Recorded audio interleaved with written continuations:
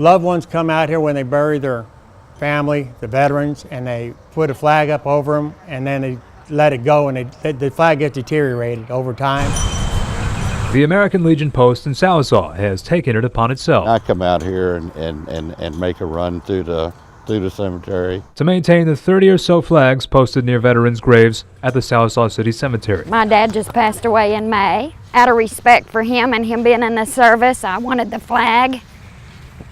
It just makes them stand out, you know. Boatwright says the flags only last about 2 or 3 weeks before they have to be changed out. The flags can be very expensive, some as cheap as $11, others as much as $70 or $80, which means keeping up to 30 on the same cemetery can be very difficult. So what we look for is that they get ripped right here, or they'll get ripped over here on this corner. So he makes the rounds through the cemetery, where about 1,100 veterans are buried, checking to see which flags need changing. The wind starts whipping them around. It wasn't even there a month, and it had sunk all the way down to where it wasn't even as tall as I was. Dee Petrie's father served 4 years in the Navy. To her, donations and the upkeep mean the world. It's respect. He served his country. He took care of, people. They fight. And this is a respect for all of them, not just for him. It shows what they done and what they didn't do. But most of them done everything they could. And any donation that people can make to help, it's a blessing.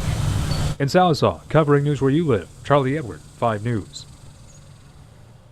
I've hunted squirrels, I've hunted deer, many other animals, but I've never seen something like that. The first weekend of bear hunting season, 10-year-old Ayla Highfill went on a hunting trip with her dad to Oark.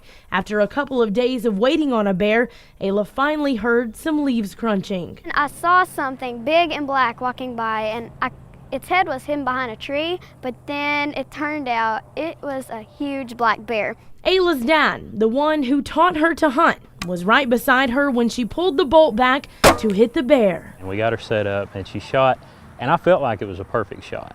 Oh my gosh, it was a feeling of nervous, and like a mixture of nervous and excited, because I didn't know what to think. Under Arkansas regulations, you're only allowed to kill 1 bear per year, but Ayla is excited to pursue other huntable wildlife.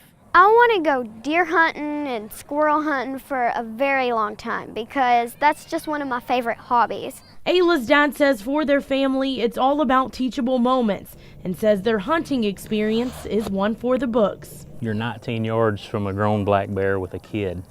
They're learning a lot about poise and self-control and self-discipline. For me, that was kind of a big deal to be able to share all of that with her and go through all those steps with her and see it materialize in something that she can be proud of like she is. Here we go.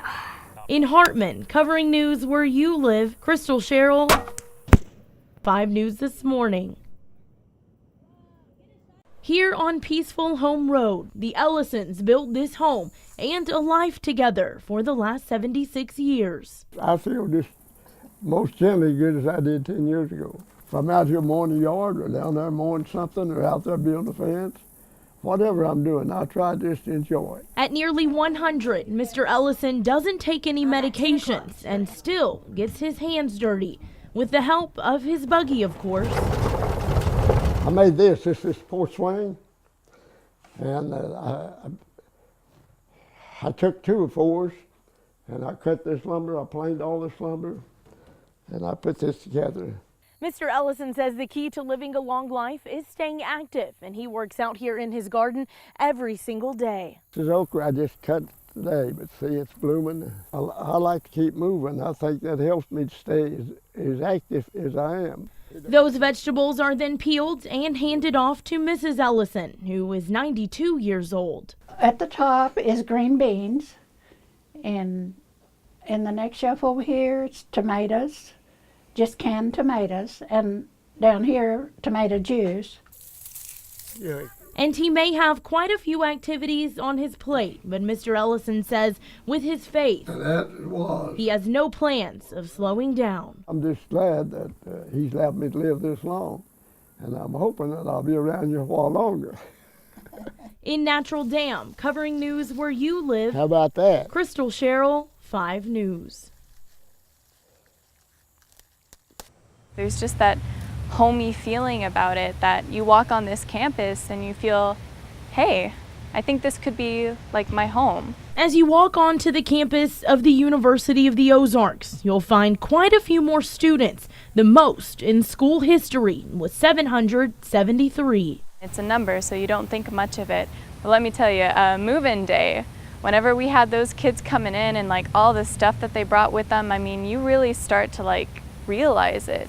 The university credits recruitment to that increase in growth, as well as focusing on the needs of its students. I think part of the growth is also because we've held tuition for going on 5 years, and we're very mindful of the mix of students that choose to come here.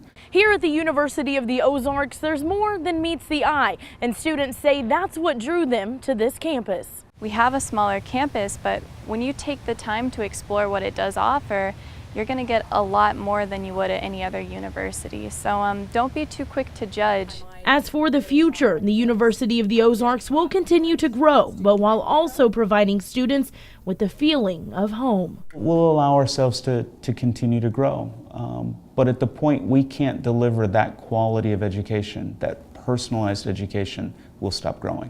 In Clarksville, covering news where you live, Crystal Sherrill, 5 News This Morning.